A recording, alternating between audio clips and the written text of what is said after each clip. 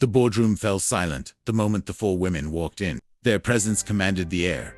Confident, poised, unstoppable. Each wore an elegant black suit, diamonds glinting subtly under the soft light. But it wasn't their beauty or success that froze Richard Hayes in place. It was their faces, familiar, haunting, impossible. He gripped the edge of the table, color draining from his face. "No," he whispered under his breath. The tallest of the four stepped forward. "It's been a long time, Mr. Hayes," she said calmly. "Or should we say, Dad?" A chill ran through the room. Reporters, assistants, investors, everyone turned to him. Richard couldn't speak.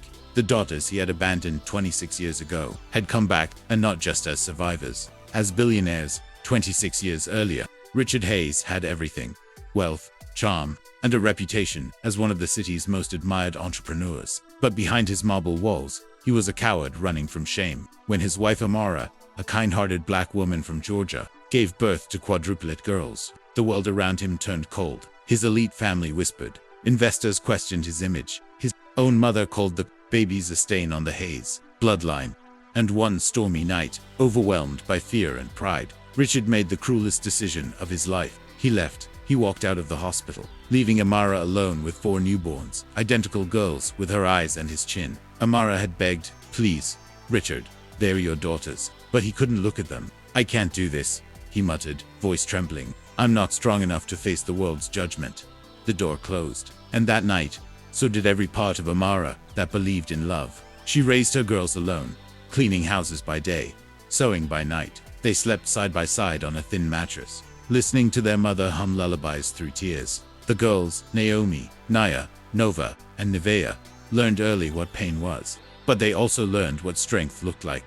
When Amara got sick, they were just 12. The hospital refused help because she couldn't afford care. By 16, she was gone, leaving them nothing but her old necklace and one note: "Don't chase revenge. Build something better than what broke you." From that day, the four sisters became a force. Naomi, the oldest, was the strategist, sharp as glass, never afraid to lead. Naya was the inventor, a quiet genius who built her first app on a broken phone. Nova was the speaker, bold, fearless, a fire no one could dim. Nevaeh was the heart, the one who still believed forgiveness could heal. They worked odd jobs, studied under streetlight, and built an online tech company from scratch, Amara Innovations. By 25, they had become the youngest black women to own a billion-dollar firm. But behind their success was a silent promise. "One day, we'll face the man who left us."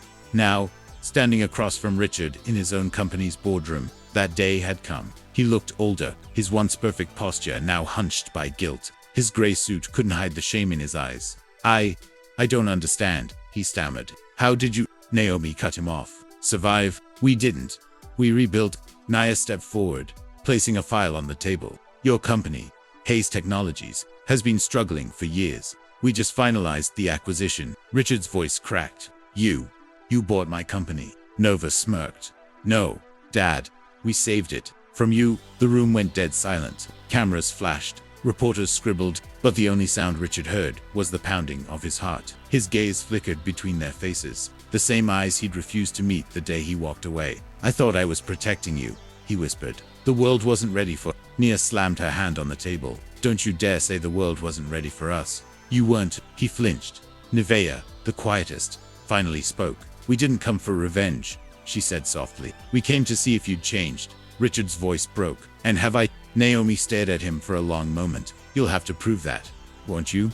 Later that evening, after the reporters left and the lights dimmed, Richard found himself alone in the empty boardroom. On the table sat a small velvet box, inside a silver locket. He opened it. On one side, a photo of Amara holding 4 infants. On the other, an inscription: "You can't erase what you abandon. You can only choose to love what remains." Tears blurred his vision. Behind him, the door opened quietly. It was "Dad," she said gently, almost uncertainly. "We're hosting a charity gala next month for single mothers. It's in Mom's name." He looked up, broken but hopeful. "You're inviting me?" She nodded. "Mom would have wanted it." He swallowed hard. "I don't deserve your forgiveness." Nevaeh's eyes glistened. "Maybe not, but forgiveness isn't about who deserves it. It's about who needs it." She turned to leave, but paused. "Good night, Dad." The door closed softly behind her. For the first time in decades, Richard Hayes wept. Not as a CEO, not as a man afraid of judgment, but as a father who finally understood what love costs when you run from it. The following month, at the Amara Foundation Gala, the Quadruplet sisters stood on stage in shimmering gowns, honoring their mother's legacy. Thousands watched as Naomi addressed the crowd. "Our mother once said, 'Love doesn't come from blood, it comes from who stays when life gets hard.'" The audience applauded. In the front row, Richard sat quietly, tears in his eyes. He wasn't in the spotlight anymore. And for once, he didn't need to be. Because on that night, surrounded by light, laughter, and legacy, he realized something simple and true. Hate divides, but kindness heals. And though he couldn't rewrite the past, he could finally start living like the man his daughters deserved.